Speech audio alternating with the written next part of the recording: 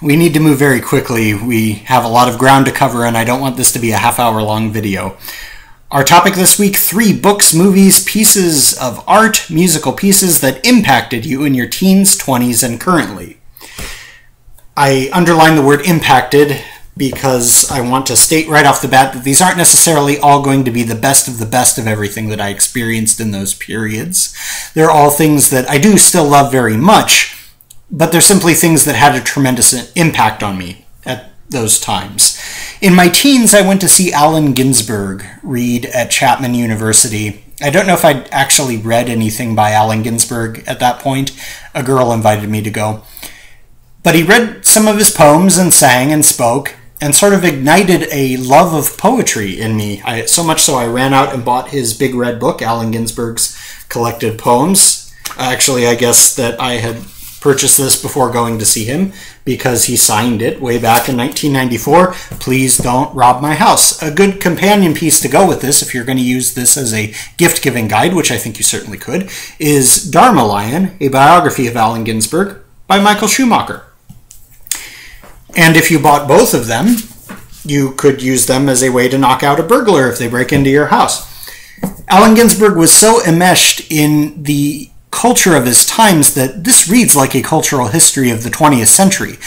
So it's a wonderful book on that level. But what impacted me so deeply, and one of the things that I think Ginsberg did right, was that while seeking to blaze his own trail, he also hearkened back to the great poets that came before him. He had a great love of Walt Whitman and William Blake. He corresponded with William Carlos Williams in his early days, and he went to visit Ezra Pound in a section that I found so heartbreaking that I ran out and read everything that I could of Ezra Pound's, which sort of flowed into me reading poets of all times and places, all different types of poets.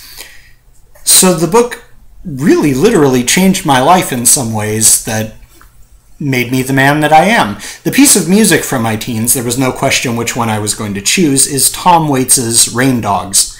When I was a nerdy, introverted young man in Westminster, still in high school, a friend of mine who had graduated and moved to New York sent me a mixtape, on the second side of which she had put the entire Rain Dogs album. I think the first side had the Cranberries on it.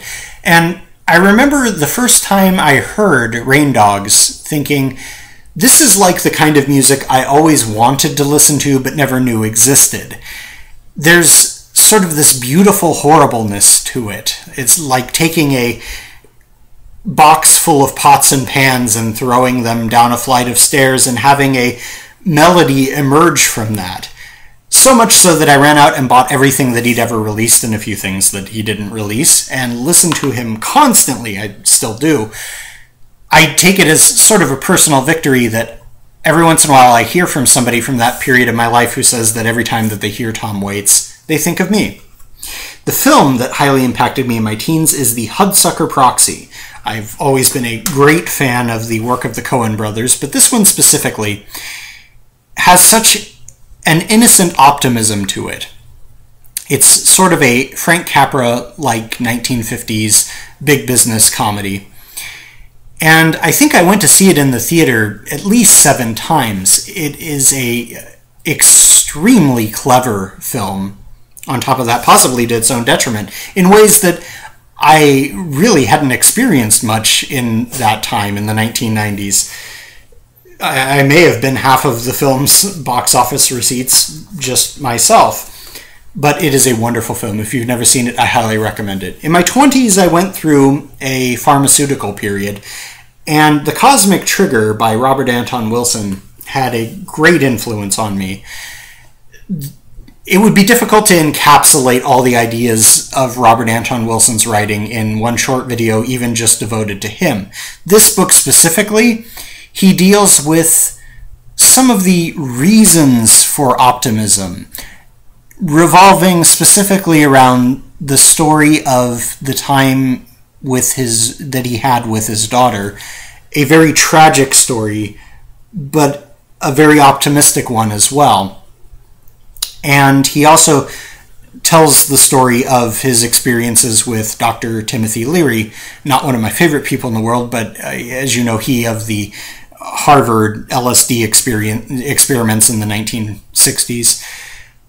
But the man, at least as described in this book, faced his trials, both figurative and literal, with such grace and such optimism that I found the book very inspiring at that time and in that headspace.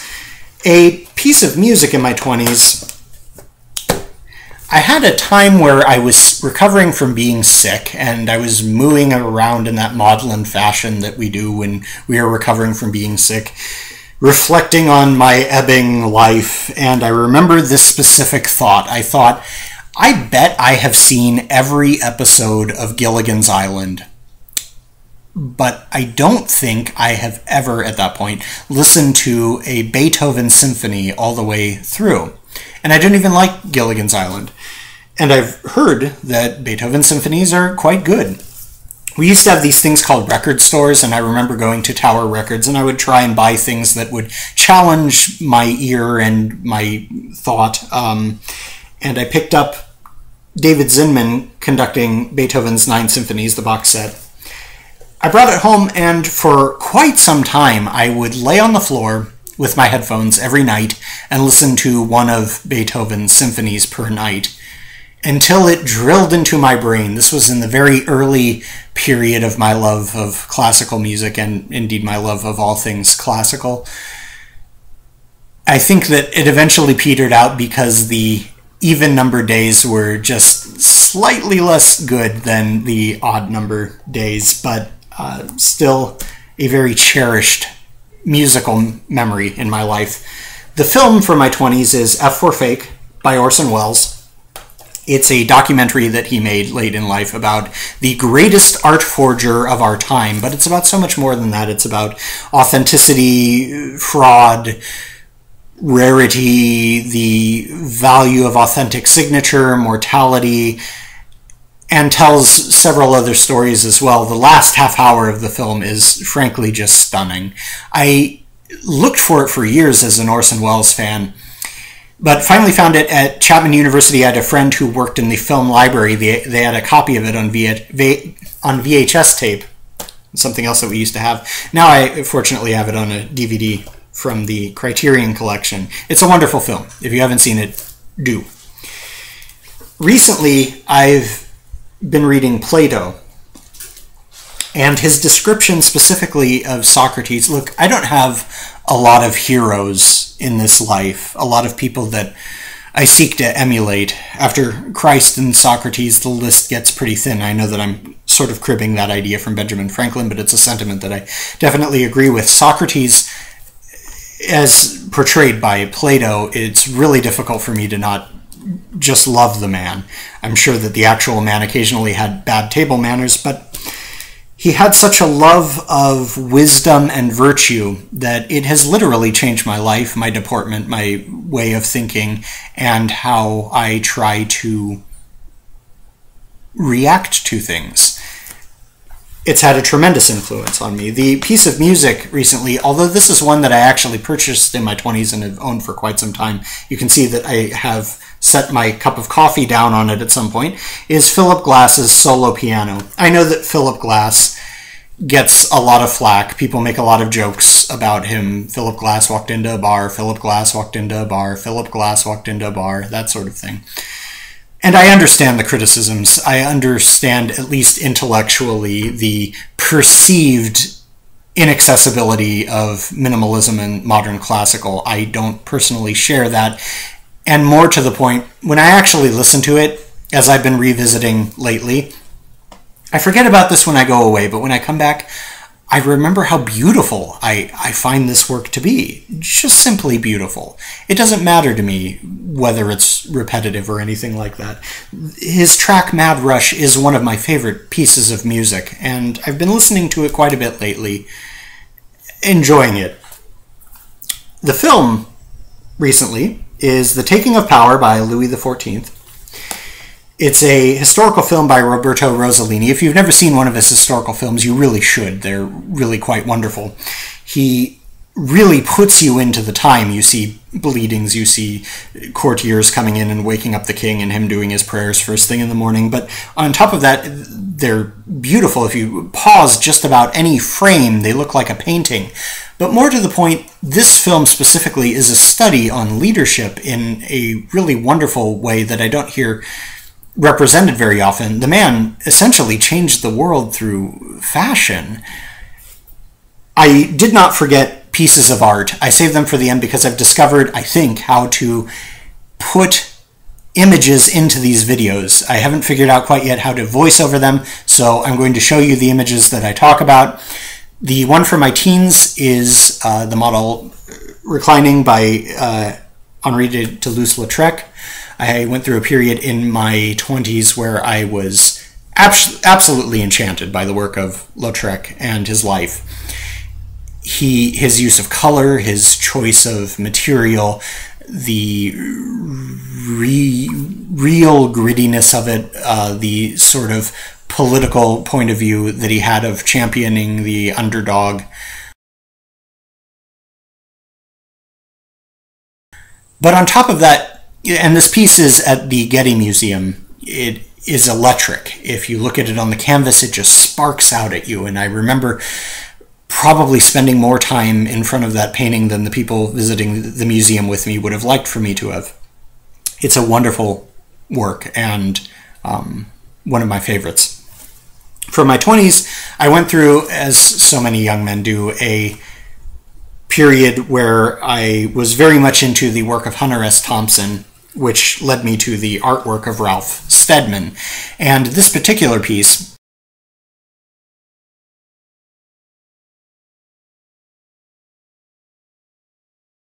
I used as the cover photo for my script when we did a medieval mystery play about the creation account in Genesis. I was stage managing.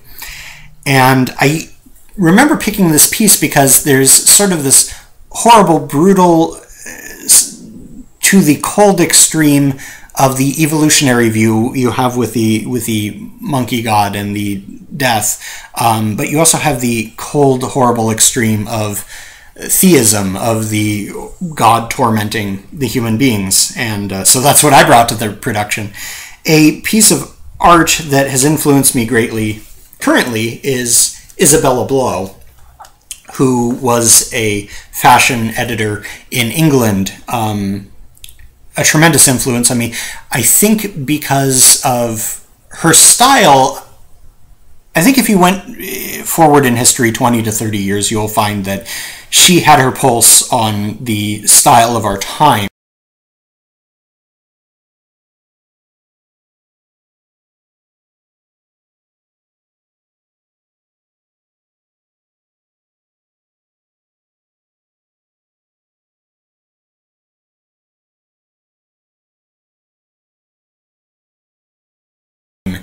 I also appreciate that so much of what she did was assemblage, that she brought together great artists, that she sort of brought them into fame, into world renown with Alexander McQueen or Philip Tracy. You see also her becoming a work of art, even as she's a fashion editor, going out to shows that she has this great world of art circling her head that she's presenting.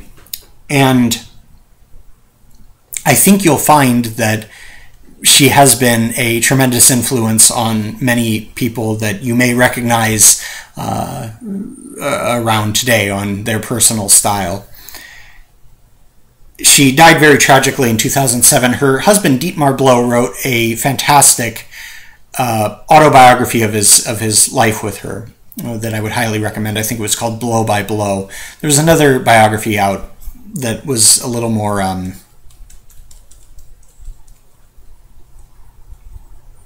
tabloidish, by Laura Goldstein Crow, I think it was. But I would recommend looking into the life and work of Isabella Blow, absolutely. We've gone very long. Thank you for your attention. Art things.